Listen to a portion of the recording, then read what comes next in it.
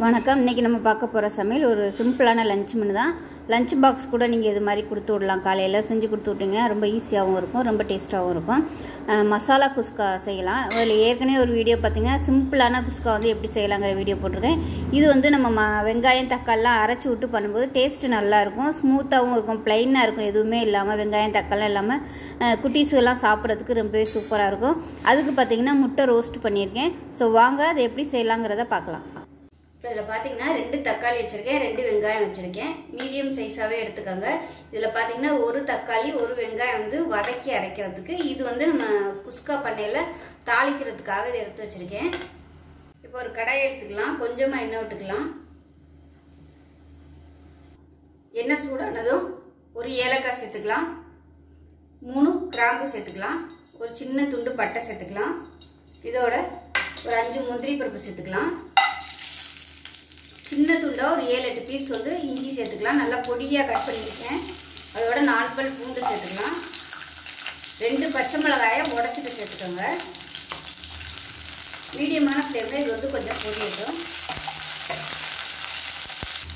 இப்போ இது எல்லாமே கொஞ்சம் வதங்க ஆரம்பிச்சிருச்சு. இதில் வெங்காயம் கட் பண்ணதை சேர்த்துக்கலாம். அதோட ஒரு கைப்பிடி புதினா இலை, ஒரு கைப்பிடி கொத்தமல்லி இலை சேர்த்துக்கலாம்.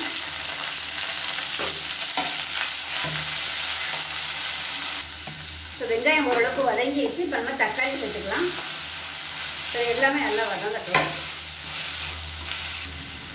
இப்போ பாருங்கள், எல்லாமே நல்லா வதங்கிடுச்சு. அமர்த்திட்டு ஆற விட்டுட்டு நல்லா நைஸாக அரைச்சிட்டு பார்க்கலாம். இப்போ ஒரு குக்கர் எடுத்துக்கலாம். இப்போ வந்து ஒரு 2 டேபிள் ஸ்பூன் எண்ணெய் விட்டுக்கலாம். இப்போ இதில் தேங்காய் வந்து ஒரு 2 டேபிள் ஸ்பூன் விட்டுக்கலாம்.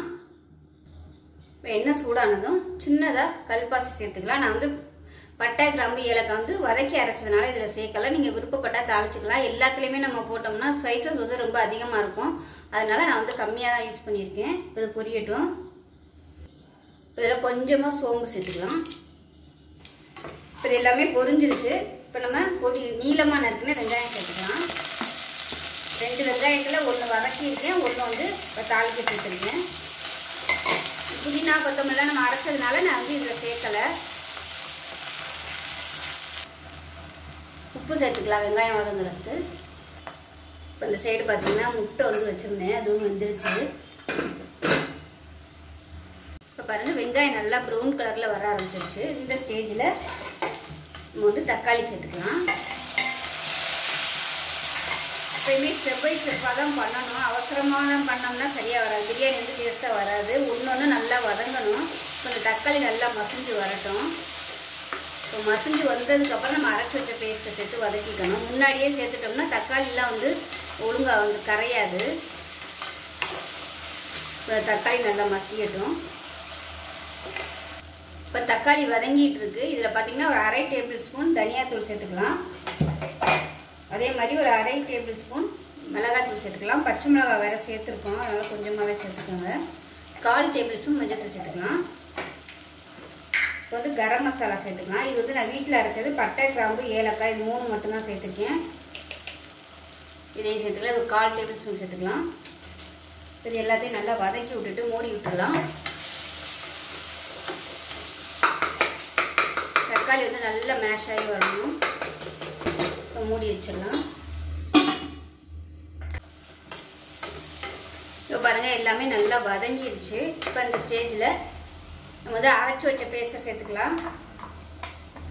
முடிஞ்ச அளவுக்கு கெட்டியாக அரைச்சிக்கோங்க, ரொம்ப தண்ணியாக இல்லாமல். ஏன்னா நம்ம திருப்பி நல்லா எண்ணெய் பிரிஞ்சு வர அளவுக்கு வதக்க போகிறோம். அப்போ உங்களுக்கு வந்து டைம் வேஸ்ட் ஆகும். ரொம்ப தண்ணியாக அரைச்சிருந்தீங்கன்னா நல்லா கலந்து விட்டுட்டு மூடி விட்டுடலாம். நல்லா அப்படியே எண்ணெய் பிரிஞ்சு வரட்டும். அதை மூடி விட்டுடலாம். இப்போ பார்த்தீங்கன்னா மசாலா நல்லா வதங்கி சுருண்டு வந்துருச்சு பாருங்கள். லைட்டாக அந்த மாதிரிலாம் அடி பிடிக்கும், அதெல்லாம் எடுத்து விட்ருங்க. இப்போ வந்து தண்ணி சேர்த்துக்கலாம். நான் வந்து 1/4 கிலோ அரிசி எடுத்துருக்கேன். இந்த டம்ளரில் வந்து 2 டம்ளர் அரிசி எடுத்திருக்கேன். இது வந்து 1/4 கிலோ வரும். இது வந்து 130 ml பிடிக்கும். இப்போ 2 டம்ளர் எடுத்தோம்னா 1/4 கிலோ அரிசிக்கிட்ட வரும். இப்போ 2 டம்ளர் எடுத்ததுக்கு 3 டம்ளர் தண்ணி வந்து சூடு பண்ணிட்டு சேர்த்துக்கலாம். ஏன்னா மசாலா நல்லா வதக்கி இருக்கிறதுனால நம்ம பச்சை தண்ணி ஊற்றினோம்னா அப்படியே அமுங்கி போயிடும். அதனால் நல்லா சூடு பண்ணிவிட்டு தண்ணியை சேர்த்திங்கன்னா உங்களுக்கு அந்த ஹீட் வந்து நல்லா மெயின்டைன் ஆகும். நல்லா கலந்து விட்டுருங்க. அடியில எல்லாம் பிடிச்சிருக்கும், அதை வந்து நம்ம இந்த கரண்டி வச்சு இப்போவே எடுத்து விட்ருங்க. ஏன்னா அதுக்கப்புறமா அந்த தம் போட்டோம்னா அந்த அடியில் பிடிச்சதெல்லாம் சேர்ந்துட்டு கருகுனாப்பில் ஆயிரும். அதனால் கரண்டி வச்சு இப்போவே எல்லாத்தையும் நல்லா எடுத்து விட்ருங்க. எல்லாத்தையும் கலந்துட்டு டேஸ்ட் பண்ணி பார்த்துட்டு உப்பு பத்தலைன்னா உப்பு சேர்த்துக்கலாம். இதில் உப்பு சேர்த்துக்கிறேன். இது கரைஞ்சதுக்கப்புறம் திருப்பி நம்ம செக் பண்ணி பார்த்துக்கலாம். புளிப்பு கம்மியாக இருந்துச்சுன்னா எலுமிச்சம்பழம் புளிஞ்சுக்கோங்க. நீங்கள் டேஸ்ட் பண்ணி பார்த்துட்டு உங்களுக்கு எப்படி இருக்குன்னு தோணுதோ அதுக்கு தகுந்த மாதிரி புளிப்பு டேஸ்ட் வேணும்னா சேர்த்துக்கோங்க எலுமிச்சம்பழம், இல்லைன்னா விட்டுறலாம். தக்காளி வந்து ரொம்ப போடக்கூடாது, ரொம்ப போட்டோம்னா தக்காளி சாதம் மாதிரி ஆயிரும். அதனால் மைல்டாக தான் இருக்கணும் தக்காளியோட டேஸ்ட்டு. அதாவது 1/4 கிலோவுக்கு மீடியம் சைஸாக 2 தக்காளி, மீடியம் சைஸாக 2 வெங்காயம் சேர்த்திங்கன்னா சரியாக வரும். வெங்காயம் தக்காளியோட அளவு வந்து கரெக்டாக தெரியணுங்கிறதுக்காக தான் நான் வந்து ஃபஸ்ட்டு காமிச்சிருக்கேன். ஏன்னா ரெண்டுமே அதிகமாக போயிடுச்சுன்னா உங்களுக்கு டேஸ்ட் வந்து மாறிடும். அதனால தான் நான் வந்து அளவு எப்படி இருக்குங்கிறத வந்து காமிச்சிருக்கேன். இப்போ இதில் பாஸ்மதி அரிசி தான் நான் எடுத்திருக்கேன். ஜீரக சம்பா அரிசி யூஸ் பண்ணுறாலும் யூஸ் பண்ணலாம், இல்லைன்னா துளசி அரிசின்னு இருக்கும் பார்த்தீங்களா, அது கூட நீங்கள் யூஸ் பண்ணுறதுனாலும் நீங்கள் யூஸ் பண்ணிக்கலாம். நான் வந்து இன்றைக்கி இதுதான் எடுத்திருக்கேன். பாஸ்மதி அரிசி தான் நான் வந்து இன்றைக்கி யூஸ் பண்ணுறேன். ஜீரக சம்பா எடுத்திங்கன்னா இன்னுமே நல்ல ஃப்ளேவராக இருக்கும் இந்த மசாலா ரைஸுக்கு. இப்போ பாருங்கள், கொஞ்சம் அப்படியே கொதிக்கட்டும். ஒரு 2 நிமிஷம் தலை நல்லா கொதிக்கட்டும். இந்த மசாலா எல்லாமே இந்த தண்ணியோட நல்லா கலந்து கொஞ்சம் அப்படியே அந்த ஃப்ளேவராக இருக்கும். அந்த தண்ணியோட கொஞ்சம் கொதிச்சிச்சுன்னா. இப்போ நல்லா தண்ணி கொதிச்சிருச்சு. இப்போ நம்ம அரிசியை சேர்த்துக்கலாம். அரிசி வந்து நல்லா 20 நிமிஷம் ஊற வச்சு வச்சுக்கோங்க. அப்போ தான் உங்களுக்கு சாதம் வந்து நல்லா வரும். இப்போ பாருங்கள், நல்லா கலந்து விட்டாச்சு. கொஞ்சம் அப்படியே தண்ணி வத்த ஆரம்பிக்கட்டும். அதுக்கப்புறமா நம்ம தம் போட்டுக்கலாம். இப்போ பாருங்கள், தண்ணி வந்து ஓரளவுக்கு வத்திருச்சு. இதுக்கு மேலே ரொம்ப வத்த விட்டு நம்ம தம் போட்டோம்னா அடி பிடிக்கும். அதனால் இந்த ஸ்டேஜில் வந்து நம்ம தம் போட்டுடலாம். நெய் இருந்துச்சுன்னா இந்த ஸ்டேஜில் வந்து நெய் விட்டுக்கோங்க. இப்போ வந்து தம் போட்டுடலாங்க. நான் வந்து குக்கர் மூடி தான் யூஸ் பண்ணுறேன். விசில் போட்டுடலாம். இப்போ ஒரு தோசைக்கல் வச்சுருக்கேன். தோசைக்கல் வந்து கொஞ்சம் சூடு ஏறுறதுக்காக ஒரு 2 நிமிஷம் வந்து கொஞ்சம் ஹை ஃப்ளேமில் வச்சுட்டு தோசைக்கல் சூடு ஏறினதுக்கப்புறம் குறைச்சி வச்சுக்கலாம். குறைச்சி வச்சுட்டு ஒரு 20 நிமிஷம் அப்படியே தம்மில் இருக்கட்டும். அதுக்கப்புறமா பார்க்கலாம்.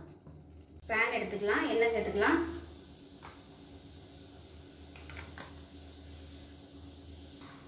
எண்ணெய் சூடாயிடுச்சு. சோம்பு சேர்த்துக்கலாம்.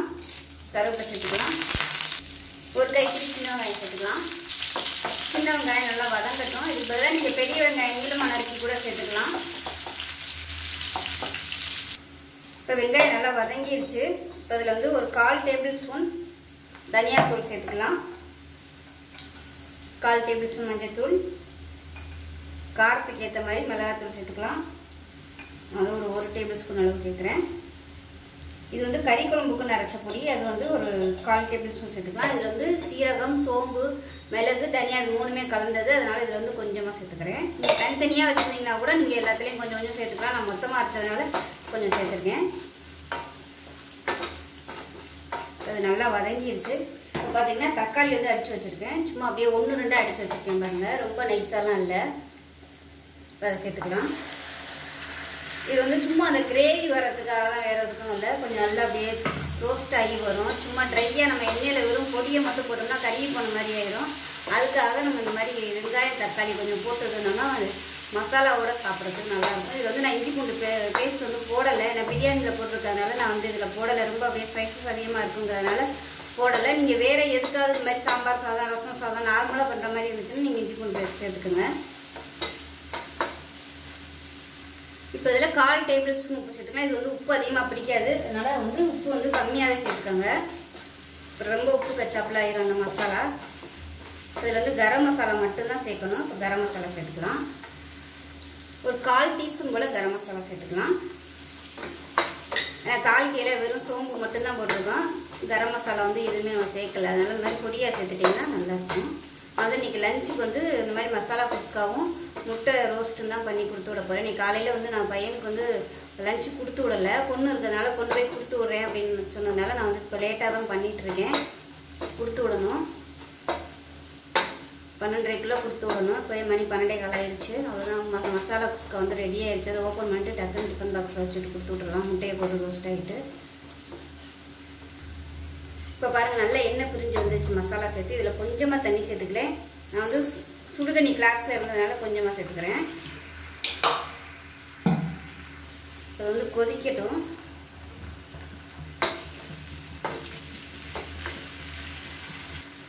இப்போ பார்த்தீங்கன்னா தொக்கு நல்லா அப்படியே கெட்டியாக ஆரம்பிச்சிருச்சு. இப்போ நம்ம வந்து முட்டையை சேர்த்துக்கலாம். வந்து ஒரு 5 முட்டை எடுத்திருக்கேன். 5 முட்டை வேக விட்டு இந்த மாதிரி கட் பண்ணி வச்சுருக்கேன்.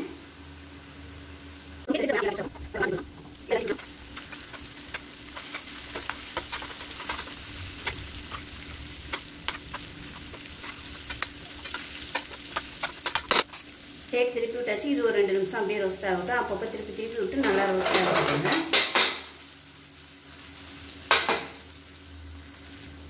இப்போ ரெடி ஆகிடுச்சு, அமர்த்திடலாம்.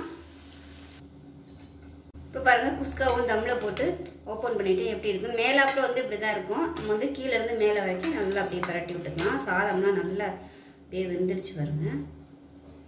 மெதுவாக கிளறி விடணும். ஆறுனதுக்கப்புறம் தான் நல்லா வரும். கொஞ்சம் அந்த ஈரத்தோடு தான் இருக்கும். அவ்வளோதான், அருமையான மசாலா குஸ்கா ரெடி ஆயிடுச்சு. நல்ல கமகமன் வாசனையோட சூப்பராக ரெடி ஆயிடுச்சு, ஹோட்டலில் சாப்பிட்ற மாதிரி.